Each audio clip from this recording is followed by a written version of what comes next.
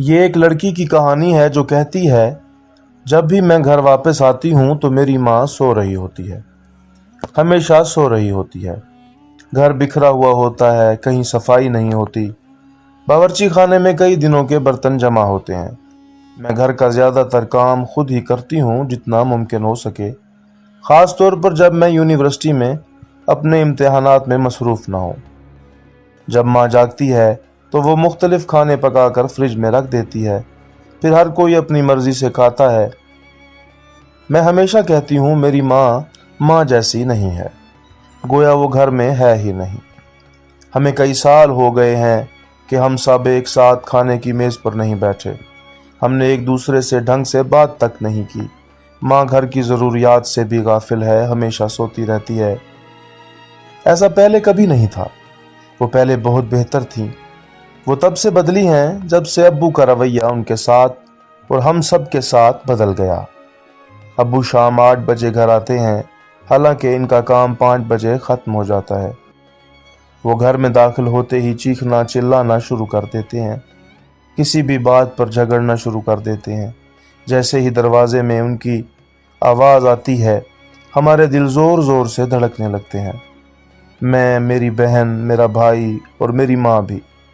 وہ بغیر کسی لحاظ کے چیختے چلاتے رہتے ہیں، پھر جان بوجھ کر باورچی خانے میں جاتے ہیں تاکہ ماں کو مزید برا بھلا کہہ سکیں۔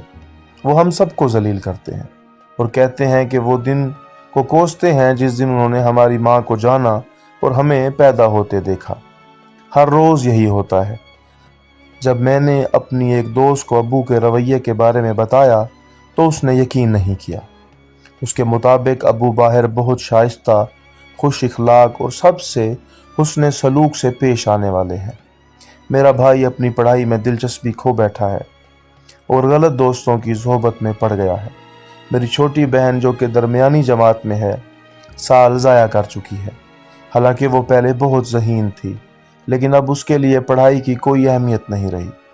میں اس گھر کی دوسری ماں بن چکی ہوں، بھائی سے جھگڑتی ہوں، بہن کو سہارا دیتی ہوں، گھر کے سارے کام کرتی ہوں، لیکن میں تھک چکی ہوں اور اب گھر لوٹنے سے نفرت محسوس ہوتی ہے۔ کبھی کبھی میں اپنی یونیورسٹی کی سہیلیوں کے ساتھ رات گزار لیتی ہوں، بس اس گھٹن زدہ ماحول سے بچنے کے لیے۔ ہمارے ساتھ ایک طالبہ تھی جو نفسیات پڑھتی تھی۔ میں نے اس سے مدد مانگی کہ میری فیملی کو بچا لو، کیونکہ ہم واقعی ایک بکھرا ہوا خاندان بن چکے ہیں۔ اس نے کہا حل تمہاری ماں کے پاس ہے، تمہیں اسی سے بات کرنی چاہیے اور اسے اس حالت سے نکالنا چاہیے۔ کئی بار کوشش کے بعد ماں نے مجھ سے اپنا درد بانٹا، کہا بیٹی تمہارے ابو نے اپنی زندگی کسی اور کے ساتھ دوبارہ شروع کرنے کی کوشش کی اور وہ ایسا کر چکا ہے۔ میں یہ سب جانتی تھی ان کی دھمکیوں اور رویے سے، لیکن تم سب سے چھپا لیا۔ وہ عورت جو ابو کے ساتھ ہے، اس کی روزمرہ کی فرمائشیں اور خرچے ابو پورے نہیں کر پا رہے، اسی لیے ہم انہیں بوجھ لگنے لگے۔ ہماری موجودگی ان کے لیے رکاوٹ بن گئی۔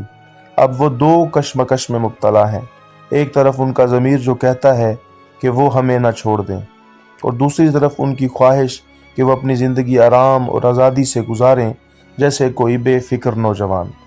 اس لیے وہ اپنا سارا غصہ ہم پر نکالتے ہیں، اور میں نے بس نیند کو پناہ بنا لیا ہے، کیونکہ روز روز کی گالیاں اور تذلیل میرے صبر کو ختم کر چکی ہیں اور میرے پاس کوئی اور راستہ نہیں بچا۔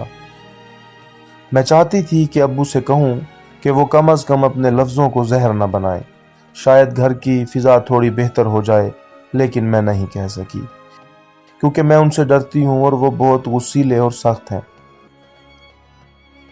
کیا کوئی حل ہے جس سے ہمارا گھر ایک عام سا خوشحال خاندان بن جائے، ایسا خاندان جو دوسرے خاندانوں جیسا ہو؟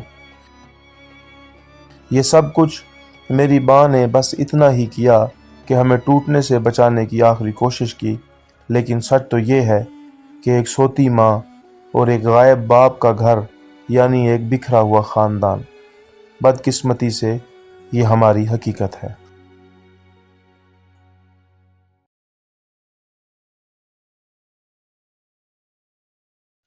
اگر آپ ہمارے اس چینل پر نئے ہیں اور اس طرح کی کہانیاں سننا پسند کرتے ہیں تو ہمارے چینل حکایت زمانہ کو سبسکرائب کریں اور بیل کے آئیکن کو ضرور پریس کریں تاکہ آنے والی تمام کہانیوں کے نوٹیفیکیشنز آپ کو ملتے رہیں۔